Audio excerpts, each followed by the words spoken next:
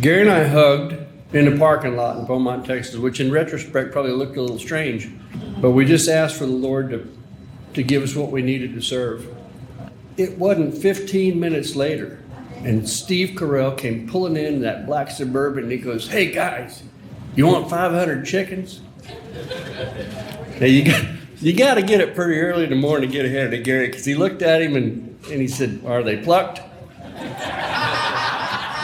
Steve said, "Yeah." He goes, "I just was down at the Walmart and they're still down, and the manager heard about you guys and knows you're the real deal, and they got generators, but this stuff's going down and it's defrosting, and he said, if you want it, you can have it." And Gary said, "You bet." He said, "Good, because it's already on the way." So, and a little while later, pallets upon pallets upon pallets showed up in this parking lot.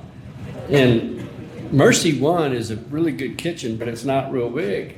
So the question became, how are we going to cook 500 chickens? Gary said, this praying thing's working pretty good. Let's just pray about that. So we did. Again, 2 guys bear hugged in this parking lot, which in retrospect looked a little strange.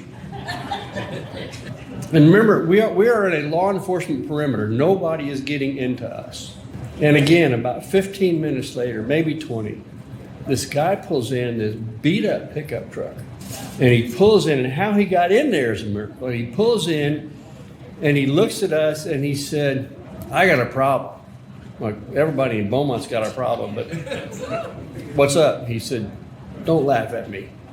And you could feel the brokenness of this man's spirit come out of the window of that old truck. And he said, "Please don't laugh at me." We said, "Brother, we are so far past laughing at people. Just how can we help you?"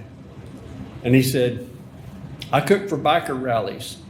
God woke me up in Dallas this morning and said, take your smoker to Beaumont, Texas." He said, "Do you know where we're supposed to be?" Gary said, "You got to get up early." He said, "Can you cook chicken?" The guy said, "Yeah, I can cook, I don't know what, 100 every hour and a half or whatever." Gary said, "You're supposed to be right here." So through prayer, we got 500 chickens and we got a way to cook them. Now, we'd been feeding Fish and Game, law enforcement, search and rescue, New Mexico Livestock Board, Texas Rangers.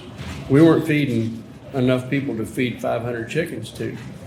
And I said, "Well, you reckon we're going to take these out to the neighborhoods or what?" And he goes, "I don't know, but this praying thing's working pretty good. Let's give her another shot." So we bear hugged in the parking lot, which in retrospect looked a little strange. We just asked the Lord, "What do you want us to do?" Again, it wasn't 15 minutes. And a National Guard convoy came around the corner, truck after truck after truck after truck. And this little sergeant major came out and he says, "I hate to ask you this, and I hate myself for asking this, but I got these troops and they hadn't eaten anything but MREs for 5 days. And they're doing search and rescue, and they're pulling body parts out, and they're fried, and they're discouraging them down. Is there any way we can feed them?" Gary said, "How many you got?" He said, "I got 1,000 troops."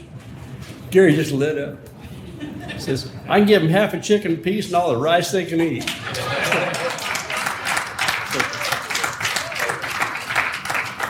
And we've seen that happen over and over and over and over again. So thank you. God bless you for making it possible.